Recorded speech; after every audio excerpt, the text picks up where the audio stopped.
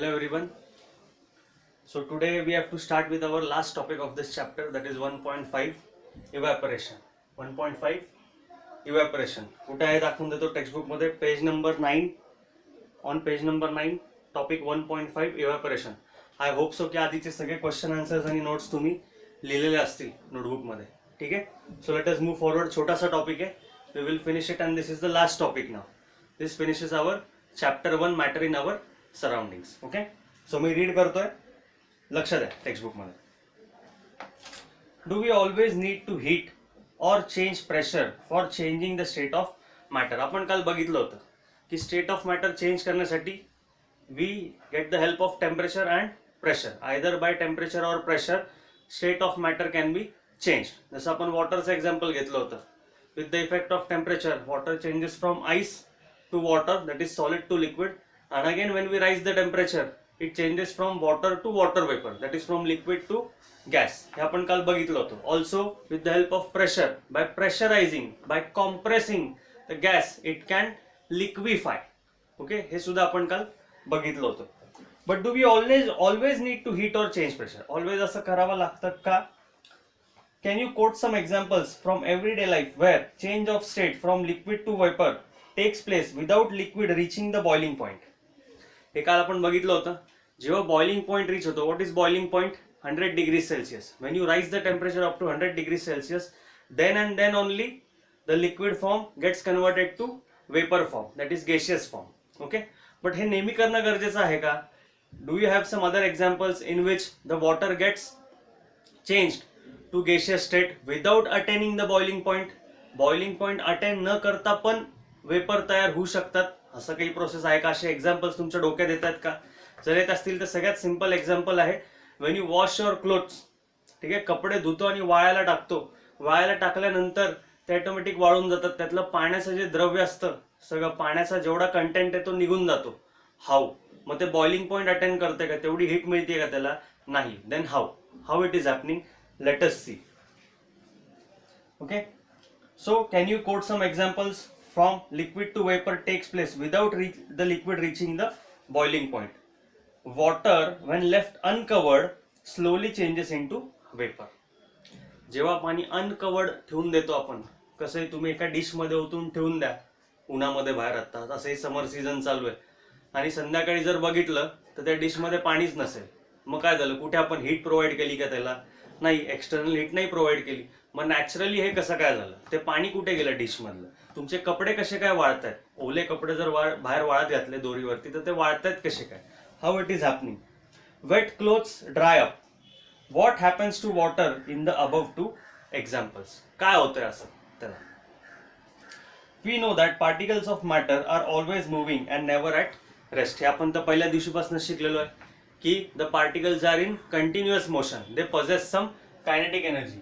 Particles of matter are always moving. They possess kinetic energy. Okay. At given temperature in any gas, liquid or solid, these are the particles with different amounts of kinetic energy. Solid मध्ये वेगळे amount of kinetic energy असणारे, liquids मध्ये वेगळे amount of kinetic energy असणारे आणि gaseous मध्ये वेगळे amount of kinetic energy असणार आहे. ठीक आहे. In case of liquids, a small fraction of particles at the surface having higher kinetic energy is able to break away from the forces of attraction of other particles and get converted into vapor. Suppose this is your napkin. Okay, this is your napkin. तुम्ही पाण्यातनं भिजवून काढलाय. हा जो वरचा surface आहे त्याचा, या surface वरती जे काही पार्टिकल्स असणार आहेत, suppose these are the liquid particles present on the surface of water. These are the liquid particles on the surface of the water. They possess higher amount of kinetic energy. They possess higher kinetic energy. And what happens? They break away. These particles break away from the forces of attraction of other particles and get converted into vapor. या नॅपकिनच्या आतमध्ये जेवढं पाणी आहे, but surface वरती जे water particles आहेत, they will get loosened. त्यांचा force of attraction कमी होणार आहे. कुणापासून? The other particles present inside. हे सरफेस वरचे बोलतोय आपण फक्त. सरफेस वरचे particles will break free. They will break away from the forces of attraction of other particles and get converted into vapor. Then they get converted into vapor. They change its state of matter. Liquid पासून gaseous मध्ये convert होतात without attaining boiling point. So तीच तर खरी definition आहे. This phenomena of change of liquid into vapors at any temperature below its boiling point is called evaporation. ह्या शब्दाला खूप महत्व इथे अंडरलाइन केलंय मी, below its boiling point. So this phenomena of change of liquid into vapor काय होते? Liquid is changing to vapor at any temperature. कुठल्याही टेम्परेचरला. हा any शब्द खूप महत्वाचा आहे. Not only at 100 degrees. Below its boiling point. So below boiling point आहे 100 degrees पर्यंत गेलेलोच नाही आपण. Below its boiling point is called evaporation. It is called evaporation. जी कन्सेप्ट आपल्याला आज बघायची. सो आला लक्षात फरक बॉइलिंग आणि इव्हॅपोरेशन मध्ये काय फरक आहे? Boiling is attend at 100 degree celsius while evaporation can take place at any temperature below boiling point. वेगळ्या वेगळ्या लिक्विड्सचे वेगवेगळे बॉइलिंग पॉईंट्स असतात. आपण वॉटर कन्सिडर केलेलं आहे. वॉटरचा बॉइलिंग पॉईंट 100 डिग्री सेल्सिअस आहे. 100 डिग्री सेल्सिअसला बॉइलिंग होतं. Below 100 degree Celsius at any temperature where particles at the surface break free from other particles. It is called evaporation. Okay, so this is the definition of evaporation. Now we will see at factors affecting evaporation. या evaporation ला कुठले factors affect करतात? इथे मी 4 factors लिहिलेले आहेत. An increase of surface area, an increase of temperature, a decrease in humidity, an increase in wind speed. हे 4 factors आपल्याला आता स्टडी करायचे आहेत. बघूयात त्याच्या मागचे रिझन्स काय. हेच फॅक्टर्स का आहेत विच कॅन अफेक्ट इव्हॅपोरेशन, आणि ते इव्हॅपोरेशन फास्ट करतील का स्लो करतील हे आपल्याला बघायचं आहे. सो एक ऍक्टिव्हिटी दिली आहे. Take 5 ml of water in a test tube and keep it near a window or under a fan. Test tube मध्ये घ्यायला लावले. टेस्ट ट्यूब ही साधारणतः असं स्ट्रक्चर असतं टेस्ट ट्यूबचं. It is vertical. Okay, so त्याच्यामध्ये पाणी स्प्रेड होत नाही. हा एक नोट करून ठेवा मुद्दा की टेस्ट ट्यूब मध्ये काय घ्यायला लावलं, त्याच्यामध्ये स्प्रेडिंग नाहीये. ओके, हे एक टाईपचं टेस्ट ट्यूब म्हणजे एक टाईपचं कंटेनरच आहे. व्हर्टिकल कंटेनर आहे. त्याच्यामध्ये पाणी असं उभं फिलअप होणार आहे, व्हर्टिकली फिलअप होणार आहे. And then keep it near a window or under a fan. ती टेस्ट ट्यूब अशी उभी ठेवून द्यायची कुठेतरी होल्ड करून. Take 5 ml of water in open china dish and keep it near window or fan. आता दुसरं same 5 ml water you have to take in a dish, a flat dish. China dish म्हणजे flat dish. And now keep it under window or fan. आता या दोघांमध्ये काय changes होतं ते observe करायचं. काय वाटतं तुम्हाला, कुणामध्ये लवकर इव्हॅपोरेशन होईल? ऑब्व्हियसली डिशमध्ये जे पाणी ठेवलंय it will get evaporated easily. Okay, and it will consume less time for evaporation. Why it will happen so? Because the first factor affecting evaporation is surface area. If surface area increases, then the rate of evaporation also increases. Evaporation takes place faster. Now take 5 ml water in open china dish and keep it inside cupboard or on a shelf in your class. Same 5 ml water त्याच same दुसऱ्या China dish मध्ये घ्यायचं आणि ते cupboard मध्ये ठेवून द्यायचं. आता कबर्ड मध्ये it will have a maintain temperature. तिथे काय टेम्परेचर व्हेरिएशन होणार नाहीये, इन्क्रीज होणार नाहीये टेम्परेचर मध्ये. जर तुम्ही बंद कपाटामध्ये पाणी नेऊन ठेवलंय ते थोड्या वेळाने काढलं तरी तेवढंच दिसेल. पण हेच पाणी जे ओपन विंडो मध्ये ठेवलेलं आहे ते थोड्या वेळाने जाऊन बघितलं तर पाणीच नसेल तिथं, त्याच्या वेपर मध्ये कन्व्हर्जन झालेलं असणार आहे. Record the room temperature. Record the time and days taken for evaporation process in the above cases. 3 cases आहेत. टेस्ट ट्यूब, त्याच्यानंतर दुसरी केस चायना डिश मध्ये पाणी ठेवलंय पण ते विंडो मध्ये ठेवलेलं आहे, आणि थर्ड केस मध्ये सेम चायना डिश मध्ये पाणी बट ते कबर्ड मध्ये बंद करून ठेवलंय त्याला. ठीक आहे. Repeat the above 3 steps of activity on a rainy day and record your observation. Now we are doing it in summer. Same activity you have to do in rainy season. Why? आता हे variation का सांगितलंय करायला? Because in rainy season there is humidity is more. Humidity जास्त असते rainy season मध्ये. Humidity म्हणजे काय? पाण्याची आर्द्रता, हवेमधलं पाण्याचं content. It is called humidity. Okay. What do you infer about the effect of temperature, surface area and wind velocity on evaporation? म्हणजे हे 3 गोष्टीवर आपल्याला फोकस करायचा आहे. कुठले? Temperature, surface area and wind velocity. हवेचा speed, wind velocity, speed of the wind on evaporation. ह्या तिघांचा काय इफेक्ट होतोय इव्हॅपोरेशनवर हे आपल्याला बघायचं. आता काय ऑब्झर्वेशन असतील आपले, ऐका मी वाचतोय. You must have observe that the rate of evaporation increases with. Rate of evaporation वाढणार आहे कशासोबत, सगळ्यात पहिला and increase of surface area. जर सरफेस एरिया वाढतोय rate of evaporation is going to increase. We know that evaporation is a surface phenomena. It is the surface area. If the surface area is increased, the rate of evaporation increases. For example, while putting clothes for drying up, we spread them out. Simple आहे. Suppose हे कपडा आहे, हा मी धुतला पाण्यात असा पिळून काढला आणि असा पिळलेला असंच टाकणार आहे का वाळत मी, अशा पिळलेल्या केसमध्ये या अशा कंडिशन मध्ये नाही. What we do, we spread it. हा आपण पूर्ण स्प्रेड करतो आणि मग वाळत घालतो. Then we put it for drying. Why? We are increasing its surface area, because when surface area increases rate of evaporation increases, and when rate of evaporation increases it will get dried soon. Okay, it will get dried as early as possible. लवकर वाळेल ते. Second, increase of temperature. With the increase of temperature more number of particles get enough kinetic energy to go into the vapor state. हे तर आपण day 1 पासून बघितलंय की the particles possess kinetic energy, and if some additional heat energy is provided to them, they will move faster. They will break the forces of attraction at a higher rate. हे आपण बघितलं होतं previous lectures मध्ये. So with an increase in temperature, if temperature increases, जसं समर seasons मध्ये कपडे लवकर वाळतात, तेच रेनी सीझन मध्ये वाळत नाही का, temperature is low. Simple example. Okay. Third, a decrease in humidity. Decrease in humidity, humidity कमी असली पाहिजे तर इव्हॅपोरेशन फास्टर होईल, म्हणून इथे डिक्रीज म्हणलेले. पहिल्या 2 केसेसमध्ये इन्क्रीज आहे, इथे डिक्रीज आहे. जर हवेमधलंच पाण्याचं प्रमाण कमी असेल तर evaporation will take faster. Okay, evaporation will occur faster. What is humidity? Humidity is the amount of water vapour present in air. हवेमधलं पाण्याचं प्रमाण. Okay, it is called humidity. The air around us cannot hold more than a definite amount of water vapor at a given temperature. If the amount of water vapor is in air is already high, the rate of evaporation decreases. जर already पाण्याचं content जास्त असेल हवेमधलं तर evaporation होणारच नाही लवकर. ठीक आहे. ह्याच्या जे सरफेसवरचे पार्टिकल्स आहेत, it will not break its forces of attraction with those other particles of water in that napkin.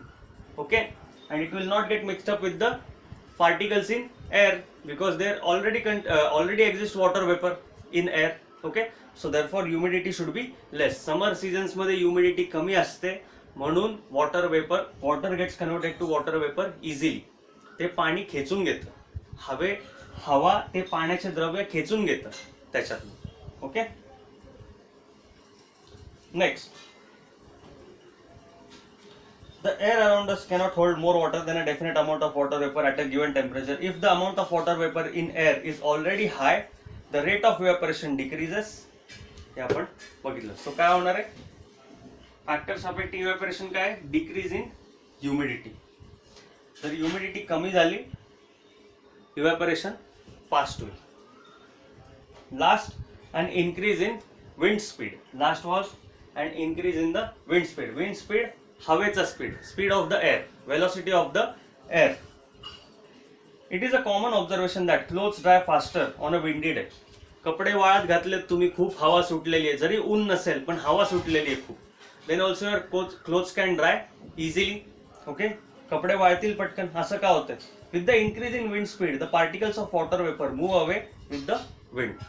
हे जे वॉटर वेपरचे पार्टिकल्स आहेत ते मूव्ह अवे होतात. स्पीड आहे ना, हवेला वेलोसिटी आहे, so it will move away. जसे डस्ट पार्टिकल्स इकडून तिकडे जातात, खूप जोराची हवा सुटली तर डस्ट पार्टिकल्स सुद्धा मूव्ह होतात इकडून तिकडं. So these water vapor particles also, they are carried away by the wind, decreasing the amount of water vapor in the surrounding. So जे आपण वाळत घातलेलं आहे त्याच्या सराउंडिंग मधलं जे वॉटर वेपर आहे, it is carried away by the wind speed and your clothes dry away faster. The surface particles get mixed up with the air. Now the air absorbs it. The air त्याला खेचून घेतं.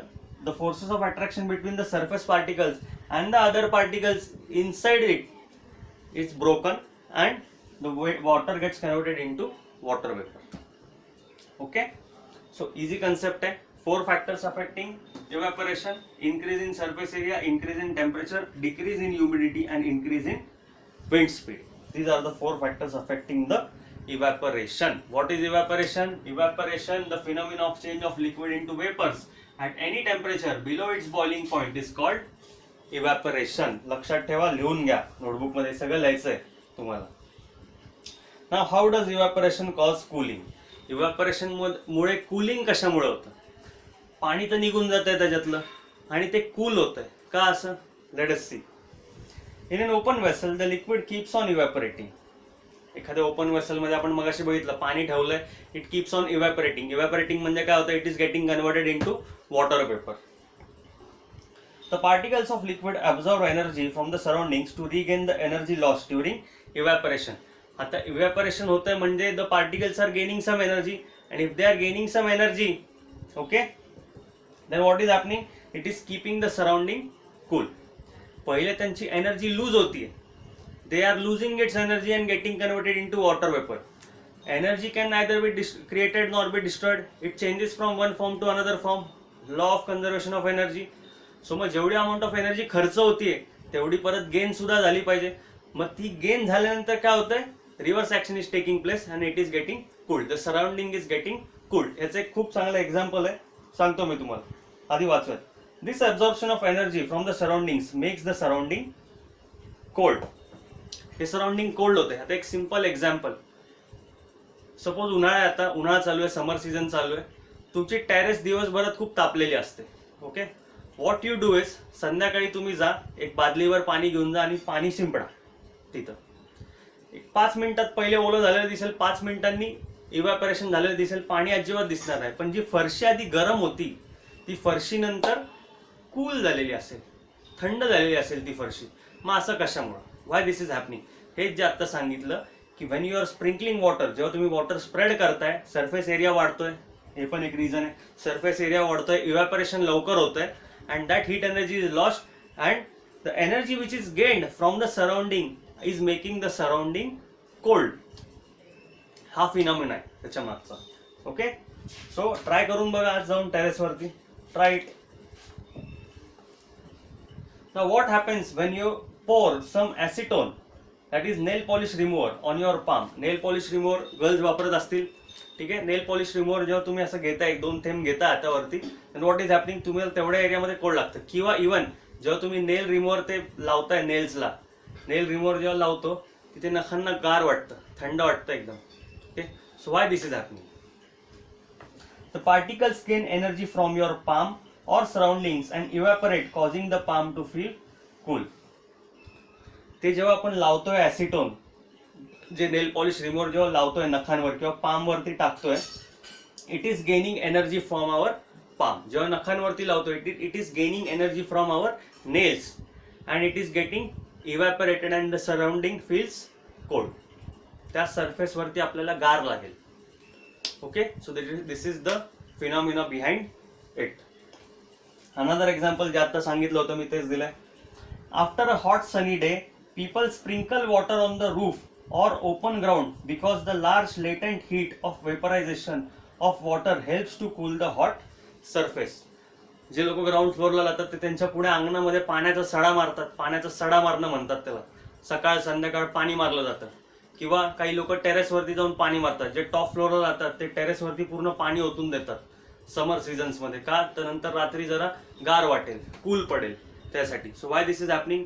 It is gaining the energy. कुठली energy? Large latent heat of vaporization of water helps to cool the hot surface. ते vapour मध्ये convert होतो, ती heat निघून जाते पूर्ण. that heat is absorbed in the atmosphere and remaining is cool. Temperature low होऊन जातं directly, so we feel cool. Okay, can you cite some more examples from daily life where we can feel the effect of cooling due to evaporation? अजून example शोधून काढा ज्याच्यामुळे असं काही होतंय. Okay, try to find out. Easy for you now, concept कळलेली आहे तुम्हाला. Okay, next topic. आता हे पण सोपं आहे. Why should be wear cotton clothes in summer? लहानपणापासून तुम्ही हे बघत आलेलं आहे की समर सीझन मध्ये अरे कॉटन क्लोथ्स घाला. दुसरे वुलन क्लोथ, स्वेटर घालता का तुम्ही? वुलन स्वेटर घालून बसता का समर सीझन मध्ये? नाही बसत. का? we compulsorily use cotton clothes. Now why this is happening? का असं करतो आपण? During summer we perspire more because of the mechanism of our body which keeps us cool. घाम खूप येतो आपल्याला. Perspire घाम येतो. घाम येणे. We know that during evaporation the particles at the surface of the liquid gain energy from the surroundings or body surface and change into vapor. जो घाम येतो आपल्याला नंतर तो वाळून जातो. वाळून जातो म्हणजे काय होतं? घाम आता लिक्विड फॉर्म मध्ये घाम येतो, असं इकडून इकडून घाम येतो सगळा. It is in liquid form and after some time it is getting changed into or converted into water vapour and then we feel cool. मग ह्याच्यामध्ये आपल्याला कोण मदत करतंय? This cotton cloth is helping us in doing so. How? The heat energy equal to the latent heat of vaporization is absorbed from the body, leaving the body cool. Cotton, being a good absorber of water, helps in absorbing the sweat and exposing it to the atmosphere for easy evaporation. Cotton can absorb our sweat very easily. Wool cannot absorb. Woolen घालून बसतो का आपण? म्हणूनच wool घालत नाही. Okay, woolen clothes are not wear in summer season. We wear cotton clothes because cotton can absorb that water, your sweat, which is in the form of water, and it helps to convert it into water vapor. Because of that, the heat energy is lost or it is absorbed in the atmosphere and the remaining surface becomes cool. तुम्हाला गरम होत नाही, तुम्हाला थंड वाटतं cotton clothes मुळे. Okay, so that is the phenomena behind it. Last topic. Why do we see water droplets on the outer surface of a glass containing ice cold water? थंड पाणी घ्या ग्लास मध्ये, ग्लास घ्या, fridge मधनं पाण्याची bottle काढा, थंड पाण्याची पाणी होतात त्यात. Initially the glass is dry, बाहेरून तो पूर्ण कोरडा आहे, पण जसं तुम्ही गार पाणी ओतताय त्याच्यामध्ये, ग्लास फिलअप झाल्यानंतर गार पाणी आतमध्ये ओतलेलं आहे, पण बाहेरच्या सरफेस वरती पण पाण्याचे ड्रॉपलेट्स आलेत, थंड पाण्याचे. मग असं का होतंय? हे कुठून येतात? हे वॉटर ड्रॉपलेट्स कुठून आलेत? Okay, let us take some ice cold water in a tumbler. Soon we will see water droplets on the outer surface of the tumbler. The water vapor present in air on coming in contact with cold glass of water loses energy and gets converted into liquid state. आता उलटं होतंय. Water vapor is getting converted into water. It is getting converted into liquid state. Why? Because it is losing energy. त्या water vapor पेक्षा हे cold आहे. Okay? So it is losing energy and getting converted into liquid. हे तर आपण बघितलेलंच आहे. ठीक आहे. Solid when you heat it becomes liquid. Liquid when you heat becomes gases. That is water vapor. Water vapor when cold, when we cool water vapor, it again turns to liquid, and liquid when cooled, it again turns to solid. हा तर फिनॉमिनाच आहे, ही सायकलच आहे पूर्ण. हे बघितलेलं आपण. Same is happening here. That water vapor is getting cooled and it is getting converted into liquid which is appearing on the outer side of the glass. ग्लासच्या surface वरती आपल्याला पाण्याचे ड्रॉपलेट्स दिसतात. Simple phenomena. Okay, so it loses energy and gets converted into liquid state which we see as water droplets. ते पाण्याचे droplets आपल्याला ग्लासच्या बाहेर दिसतात. Okay, so this was all about this chapter. Now इथे आपला टॉपिक संपलेला आहे. 2 टॉपिक इथे अजून लिहून ठेवलेले आहेत, ते मी एक्सप्लेन करतोय आता. ही ॲडिशनल इन्फॉर्मेशन दिलेली आहे पेज नंबर 10 वरती about plasma and Bose Einstein condensate. आपण आतापर्यंत 3 स्टेट ऑफ मॅटर बघितले, solid, liquid and gas. But some scientist have declared that there are 5 states of matter now. The 4th one is plasma and 5th one is Bose-Einstein condensate. आता हे काय आहे हे बघूयात आपण डिटेल, थोडक्यात बघूयात. That is not a part of your syllabus, that is just for additional information. Okay, before going to it, इथे आता क्वेश्चन्स आहेत, इन टेक्स्ट क्वेश्चन्स. ह्याचे आन्सर्स मी पाठवेन तुम्हाला व्हॉट्सअप ग्रुपमध्ये. Here finishes our chapter. Next page, on page 11 there is what you have learned. This is the entire summary of your chapter. Page number 11 and page number 12 वरती हा chart आहे. आम्ही notes मध्ये पण दिलेला आहे तुम्हाला, तुम्ही लिहिला असेल आतापर्यंत. Okay, and below that it is exercise questions. हे जवळजवळ 9 एक्सरसाइज क्वेश्चन्स आहेत. ह्याचे आन्सर सुद्धा मी तुम्हाला ग्रुपमध्ये सेंड करणार आहे. Okay, so lot of writing work now. We have finished our first chapter. आता फक्त हे प्लाझ्मा आणि बोस आइन्स्टाईन कंडेन्सेट काय हे रीड करूया. Now, scientists are talking of 5 states of matter: solid, liquid, gas, plasma, and Bose-Einstein condensate.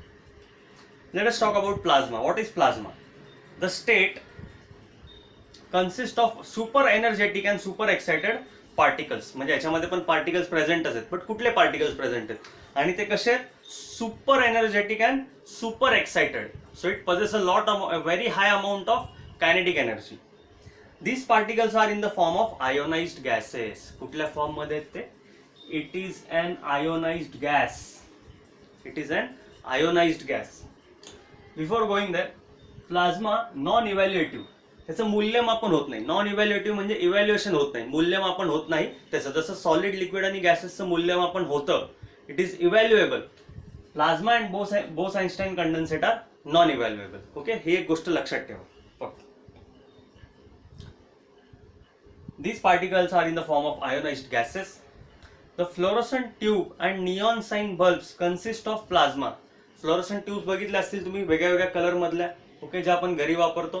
And neon sign bulb, neon gas ज्याच्यामध्ये वापरलेला आहे, साइन बल्ब्स, इंडिकेशन बल्ब्स जे वापरले जातात स्ट्रीट्स वरती, किंवा नॉर्मल निऑन अशा वेगळ्या कलर मध्ये लाईट्स येतात हल्ली. Okay, that is neon colour. They consist of plasma. Inside a neon sign bulb there is neon gas, and inside a fluorescent tube there is helium gas or some other gas. So such type of particles are used for production of tube lights, fluorescent tube lights, sign bulbs, उजेड पडण्यासाठी. कशा form मध्ये ते particles? They are in the form of ionised gas. कुठला gas? Neon sign bulb मध्ये neon gas आहे आणि fluorescent tubes मध्ये हेलियम गॅस आहे. Okay, you know neon and helium, who are they? They are the particles, they are the elements present in the periodic table. Okay, those are our elements present in the 18th group, last group, that is the, we call it as zero group. Okay, zero group मधले elements आहेत helium आणि neon. Those are gases, ionized gases. The gas gets ionized, that is gets charged when electrical energy flows through it. Ionize होतो म्हणजे काय होतं? हा एक टाईपचा गॅस आहे. तो आयोनाइज होतो म्हणजे काय होतं? When electricity is pass through it, it gets charge. जशी तुम्ही इलेक्ट्रिसिटी पास करता, तुमच्या फोनला चार्जर लावता, इलेक्ट्रिसिटी पास करता, तुमचा फोन चार्ज होतो. चार्ज होतो म्हणजे काय? तो ग्लो करायला लागतो, त्याचा ब्राईटनेस वाढतो. Okay, same way here it is happening. When electricity is pass through neon or helium, it gets charged. The charging up creates a plasma glowing inside the tube or bulb. The plasma glows with a special color depending on the nature of the gas. जसं गॅसचं nature असेल तसा colour असणार आहे. Okay, the sun and stars glow because of the presence of plasma in them. The plasma is created in stars because of very high temperature. आता हे natural आहे. sun and star are natural, they are placed in the universe, but why they glow? They glow because they contain some plasma. Stars glow because of very high temperature. The plasma inside them glows because of very high temperature. म्हणून ते shine होतात. They have a brightness. They have some sort of brightness. So this was all about plasma. It is an ionized gas. It is a very good conductor of electricity. It is a very good conductor of electricity म्हणजे काय? It allows electricity to pass through it, and when electricity passes it glows. It has some glow. Affected by magnetic fields. ओके, magnetic फील्डमुळे पण electricity generate होते, हे आपल्याला शिकायचं आहे next year. Also it has, हे कसे आहेत? It has indefinite shape and indefinite volume, just like other gases. गॅसच आहे ना एक प्रकारचा तो. So it has indefinite shape and indefinite volume. For example ionised gas. Applications use कुठं होतो? Where are its applications? Electronic devices म्हणजे आपला सेलफोन पण आला त्याच्यामध्ये, smartphone, chips of computers, high temperature frames, or even we have plasma TVs nowadays. Okay, खूप various colours बघायला मिळतात त्याच्यामध्ये. प्लाझ्मा टीव्ही कॉस्टली पण असतो खूप. तो आपला नॉर्मल एलसीडी झाला, एलईडी झाला, त्याच्यानंतर आले प्लाझ्मा टीव्ही. प्लाझ्मा म्हणजे काय? त्याच्यामध्ये ती आयोनाइज गॅसची टेक्नॉलॉजी वापरलेली आहे, त्याच्यामुळे तुम्हाला एकदम ब्राईट कलर बघायला मिळतात. टीव्ही बघत असताना असा लाईव्ह फील येतो. Okay, so why it is so?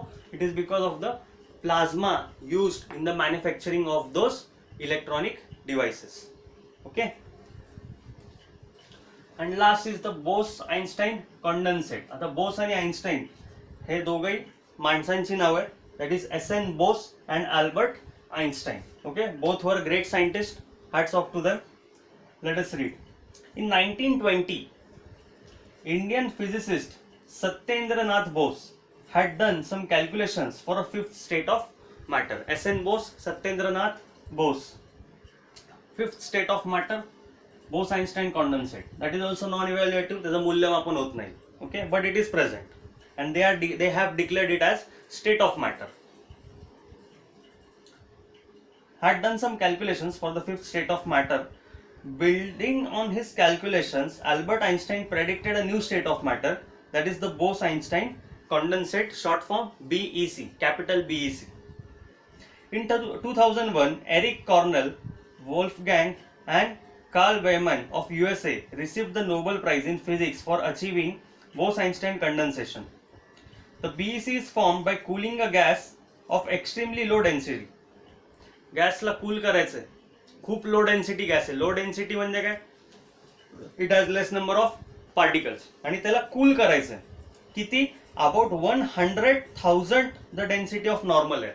एवढी कमी डेन्सिटी आहे त्याची. नॉर्मल एअरमध्ये जेवढे पार्टिकल्स प्रेझेंट आहेत त्याच्या 100 or 1000 लेस त्याची डेन्सिटी आहे. And we have to cool it. And when you cool it, ते कूल केल्यानंतर जे काय अचीव्ह होतं, जे काय मटेरियल अचीव्ह होतं, that is called Bose Einstein condensate. To super low टेम्परेचर्सला कूल करायचं आहे त्याला. Okay, so extremely negative temperature below 0 degree Celsius. At those temperatures you have to cool this gas having very low density. And what you achieve this Bose Einstein condensate. You can log on to some website is given to get more information on this fourth and fifth states of matter. So you can gain more information about it from internet also. काय होता बोस-आइन्स्टाईन condensate? Fifth state of matter. It is a state of matter that can arise at very low temperature. खूप low टेम्परेचरला त्याचं arise होतो. It is all about molecules that are very close to each other.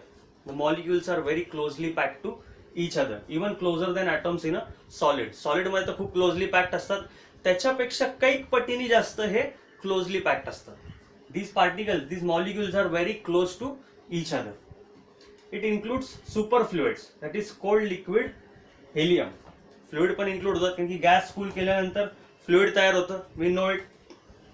And it is similar to solids but with less energy. तशीच जेवढी amount of energy सॉलिड्समध्ये आहे त्यापेक्षा थोडी कमी energy असते अशा टाईप्सच्या कॉन्डन्सेट्समध्ये. Those are the Bose Einstein condensates. Okay, so this was all about today's chapter. We have finished our chapter. Last topic होता 1.5 evaporation and we have finished it now. बाकीचे डिटेल्स मी तुम्हाला आधीच सांगितलेले आहेत. तुम्हाला ही समरी लिहायची आहे, what you have learn, and you have to write down the exercise question answers along with that this in text question answers. हे सगळे डिटेल्स मी तुम्हाला नोट्समध्ये पाठवून देईन. Okay, finish it up and then we will be taking a test on this chapter. Okay, so all the best, be prepared. सगळ्या notes आतापर्यंत ज्या दिल्या आहेत त्या कम्प्लीट करा, सगळे क्वेश्चन आन्सर्स लिहून काढा and prepare it. Okay, thank you so much. Have a nice day.